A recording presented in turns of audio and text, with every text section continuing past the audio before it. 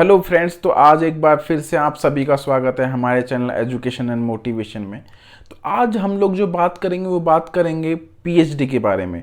जी हाँ, आज हम आपको एक जर्नी बताने वाले हैं कि पीएचडी की एक जर्नी क्या होती है, आप कैसे अपना एडमिशन एक इंस्टीट्यूट के अंदर लेते हो और कैसे आपकी पीएचडी का पूरा प्रोसेस होता है और कैसे आपकी पीएचडी ख़त्म होती है।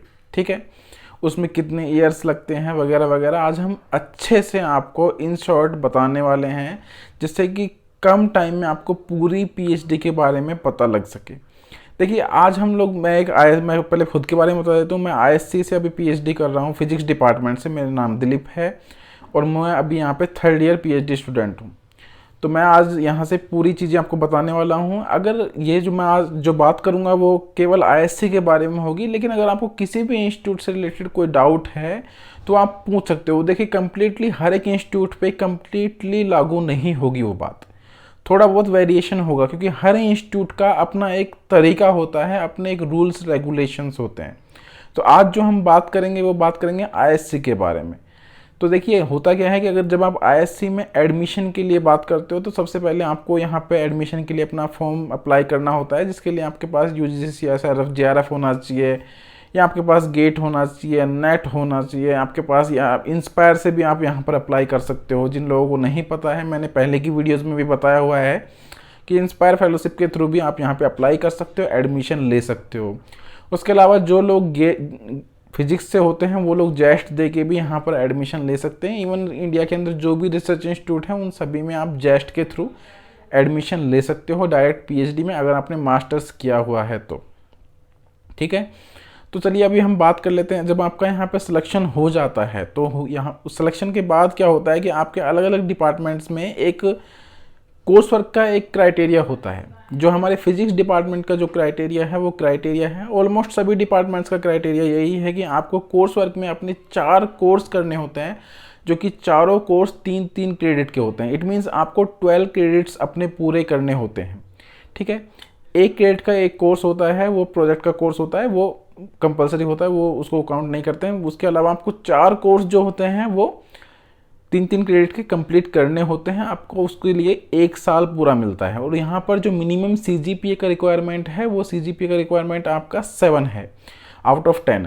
अगर हम आईआईटी दिल्ली की बात करें तो वो वहाँ पे वही सीजीपीए 7.5 आपको रखना होता है आउट ऑफ 10 1 ईयर में, आफ्टर 1 ईयर। अगर आपको वहाँ से अपनी पीएचडी कंटिन्यू करनी है तो आपका जो पहला जो स्टेज होता है वो यही होता है कि आपको पहले स्टेज में आपको यहाँ पर आपका कोर्स वर्क पूरा करना होता है 7 सीजीपीए के साथ। तो आप 12 क्रेडिट्स अगर पूरे कर लेते हो तो आप फिर अपनी नेक्स्ट स्टेज में पहुंच जाते हो। आपकी जो नेक्स्ट स्टेज है वो क्या है कि आपने कोर्स वर्क अभी कर लिया है। अभी जो नेक्स्ट स्टेज है जो आपकी 2nd ईयर है, उसमें आप ये डिसाइड करने वाले हो कि आप किस टॉपिक पे, आपका जो फील्ड है, देखिए फील्ड एक ब्रॉड फील्ड होता है, तो उसमें किस पर्टिकुलर टॉपिक पे, किस पर्टिकुलर मटेरियल पे आप काम करने वाले हो। अगर आप थ्योरी से हो तो आप किस पर्टिकुलर प्रॉब्लम पे काम करने वाले हो ये आप उसमें डिसाइड करते हो। उसका आप एक लिटरेचर सर्वे करते हो और उससे रिलेटेड जो भी आप थोड़ा बहुत काम करते हो उसको आपको अपने कॉम्प्रिहेंसिव एग्जाम में दिखाना होता है। अब देखिए, कॉम्प्रिहेंसिव एग्जाम क्या होता है। यहाँ पे एक एग्जाम आपका लगता है जो आपको 2 साल, इट मीन्स 24 मंथ्स बिफोर आपको देना होता है इंस्टीट्यूट में, और वो आपको क्लियर करना होता है। अब यहाँ पे जो आईएससी में जो आपको कॉम्प्रिहेंसिव एग्ज़ाम होता है वो इस तरह का होता है कि यहाँ पे डायरेक्ट आपसे एक प्रेजेंटेशन ली जाती है। वो प्रेजेंटेशन आपकी लिटरेचर सर्वे और आपने जो काम अभी तक किया है उसके बारे में होती है।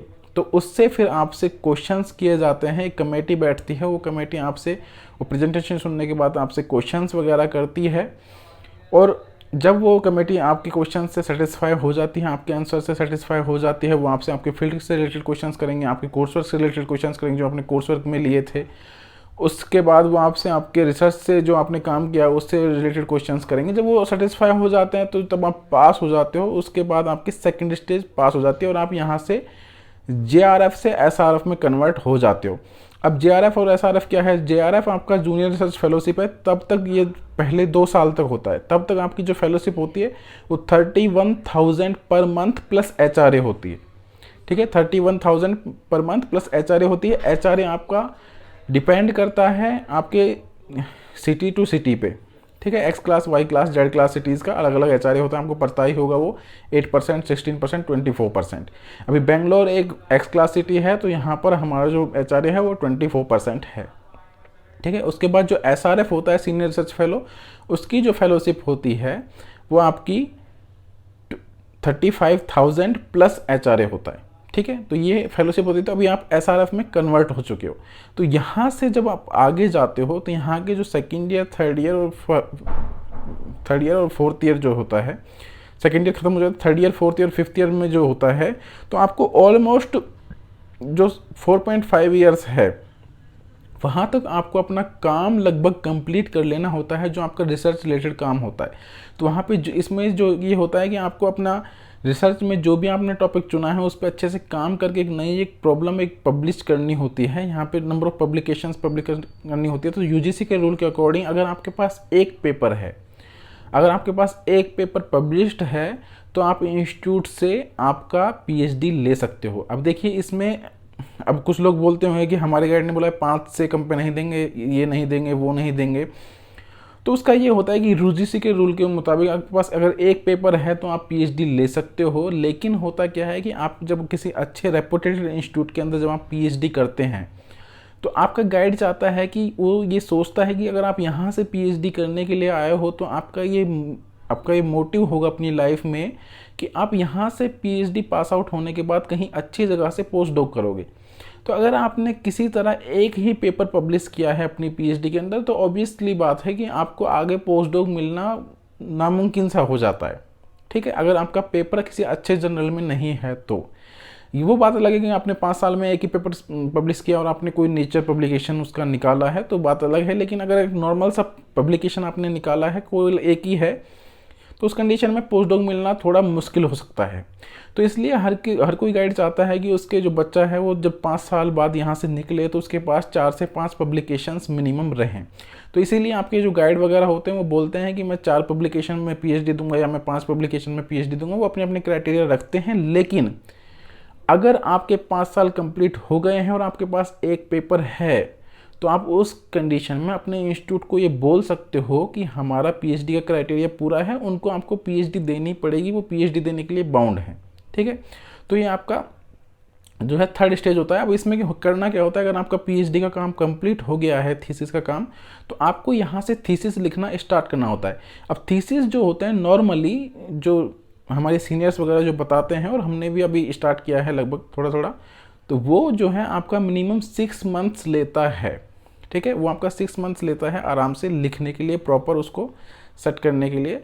तो आपको 6 मंथ बिफोर यहाँ पे थीसिस लिखना स्टार्ट होता है। तो जब वो थीसिस लिख के रेडी हो जाता है तो आप वहाँ पे आपको एक थीसिस कोलोकियम देना होता है। तो उसमें जो है अलग अलग डिपार्टमेंट से जो है प्रोफेसर्स वगैरह, बच्चे वगैरह आते हैं और वो आपको सजेस्ट करते हैं कि आप अपने काम को इस तरह से इम्प्रूव कर सकते हो, अपने थीसिस को इस तरह से इम्प्रूव कर सकते हो। वो एक तरह से आपके काम में कोई इम्प्रूवमेंट अगर किसी को नज़र आता है कि आप इसको ऐसे कर सकते हो, तो वो उस तरह से वो आपको सजेशंस देते हैं। तो ये आपका थर्ड स्टेज होता है। इसके बाद जब वो इम्प्रूवमेंट आपके हो जाते हैं तो आप उस थीसिस को सबमिट कर देते हो, और थीसिस सबमिट करने वाले दिन से ही आपकी पीएचडी कंप्लीट मान ली जाती है, क्योंकि जिस दिन आप थीसिस सबमिट कर देते हो उस दिन से आपकी फेलोशिप बंद कर दी जाती है। ठीक है। अब जब वो थीसिस आप सबमिट करते हो, अब वो थीसिस रिव्यू में चली जाती है, और थीसिस को रिव्यू होने के लिए जनरली 4 से 6 महीने का टाइम लगता है। जब 4 से 6 महीने के टाइम के बाद जब वो थीसिस रिव्यू हो जाती हैं, तो एक एग्जामिनर आपका फाइनल थीसिस डिफेंस लेने के लिए आता है। और उसमें देखिए ऑब्वियसली उसने जब आपकी पूरी थीसिस पढ़ी है तो उसको पता है कि आपने क्या काम किया है क्या नहीं, लेकिन उसके बावजूद आपको उस 1 घंटे में आपको अपनी पूरी थीसिस वहाँ पे आपको प्रेजेंट करनी होती हैं। जब आप अपनी थीसिस को वहाँ पे प्रेजेंट कर देते हो तो उसके बाद वो 2-4 क्वेश्चंस आपसे पूछता है। अब चूंकि वो ऑलरेडी वेरीफाइड हैं तो उसको पता है कि ये काम है, छोटे मोटे 2-4 क्वेश्चंस करता है, और उसके बाद आपको फाइनल वो जो है डॉक्टरेट की डिग्री दे दी जाती है। तो ये एक पूरा प्रोसेस होता है पीएचडी का, जो कि 5 साल का प्रोसेस होता है। जो आपकी फेलोशिप होती है वो 5 साल के लिए ही फिक्स होती है।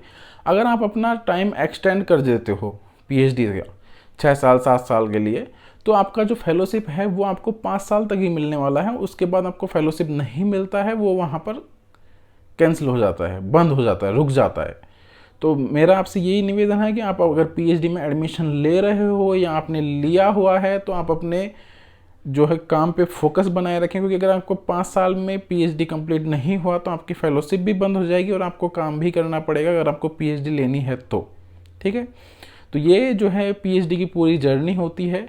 अब ये देखिए, ये मैंने जो बात बताई है ये आईएससी के लिए बताई है।